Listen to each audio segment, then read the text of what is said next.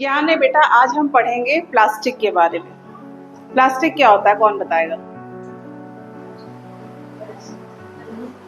पन्नी हो गई आपकी, ये चेयर प्लास्टिक की है ना। यानी अच्छा, बाजार से सब्जी लाते हो आप लोग, तो कभी कभी अगर जो अपना हैंड बैग है नहीं ले गए, तो सपोज आलू लिए, तो वो जो मंडी में बैठे होते हैं तो उनका पॉलीथीन होती है, उसमें करके देते हैं ना आपको, तो प्लास्टिक ही है वो, ठीक है। अब इसका प्रभाव क्या पड़ेगा पर्यावरण पर? प्लास्टिक में दिक्कत ये होती है कि प्लास्टिक 100,000 सालों तक भी विघटित नहीं होती है, ठीक है। तो इससे क्या होगा, जानवर प्लास्टिक खा लेते हैं, गाय खा लेती है और भी बहुत जानवर खा लेते हैं, जो उनके पेट में जाएगी तो वो अटक जाएगी, है ना। तो उससे क्या होता है, जानवर की मृत्यु हो जाती है, ठीक है। और अगर आप उसको जलाओगे तो उससे धुआं होगा, बहुत देर तक धुआं होता है उससे भी, तो जो गैस निकलेगी उससे, पॉल्यूशन से, तो वो क्या करेगी, वो भी हमारे पर्यावरण को प्रदूषित करेगी, ठीक। तो आज हम इसी प्लास्टिक और जो पर्यावरण पर इसका प्रभाव है इसको जानेंगे। सबसे पहले प्लास्टिक को जानेंगे। दो तरीके के हमारे पदार्थ होते हैं, इंग्लिश में एक कहते हैं बायोडिग्रेडेबल और दूसरा होता है नॉन बायोडिग्रेडेबल।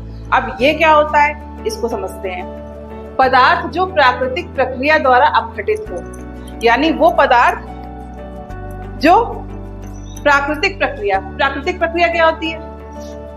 जैसे कोई पेड़ से पत्ता गिरा, या आपने सब्जी छीली घर में, उसका छिलका बाहर फेंक दिया, है ना। कुछ दिनों बाद क्या होती है, खाद बन जाती है। देखा है कैसे बनती है?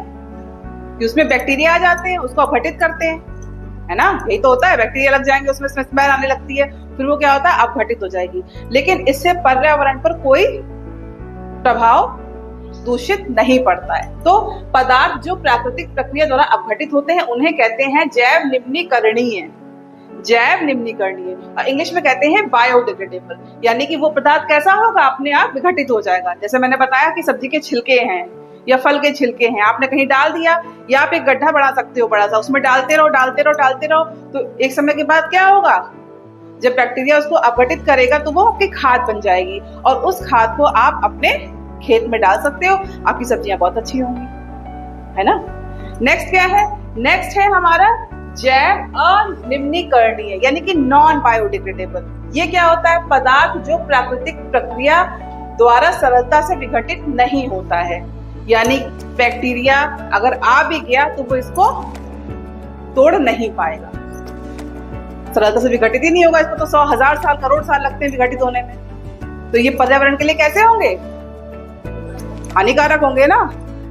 अब मैं कुछ उदाहरण आपसे पूछती हूँ, बताना वो किसमें आएंगे। सब्जी, फल के छिलके, बचा हुआ भोजन किसमें आएगा? जैव निम्नीकरणीय में या जैव अनिम्नीकरणीय में?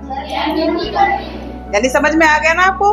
नेक्स्ट मैं पूछ रही हूँ, बताइए आपकी जो सूती कपड़ा है, सूती कपड़ा जानते हो क्या होता है? जो कॉटन से बना, सपोज जैसे ये मेरा दुपट्टा सूती है, ठीक है, तो ये बताओ विघटित होगा कि नहीं? ये जैव निम्नीकरणीय में आएगा कि अनिम्नीकरणीय में?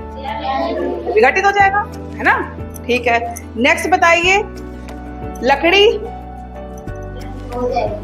भी विघटित हो जाएगी, क्या दिक्कत है लकड़ी में, ठीक है। और अगर मैं पूछूं आपसे कागज, वो भी अपघटित हो जाएगा। फिर मैं अगर प्लास्टिक पूछूं, सपोज आपकी जो चेयर है ये प्लास्टिक की है, ये क्या इसमें आएगी? जैव अनिम्नीकरणीय में, क्योंकि इसको विघटित होने में समय लगेगा, है ना। तो ये अंतर समझ में आ गया। तो पर्यावरण के लिए कौन अच्छा है, जैव निम्नीकरणीय कि अनिम्नीकरणीय? निम्नीकरणीय। और जैव अनिम्नीकरणीय जो होगा वो पर्यावरण के लिए कैसा होगा? प्रतिकूल।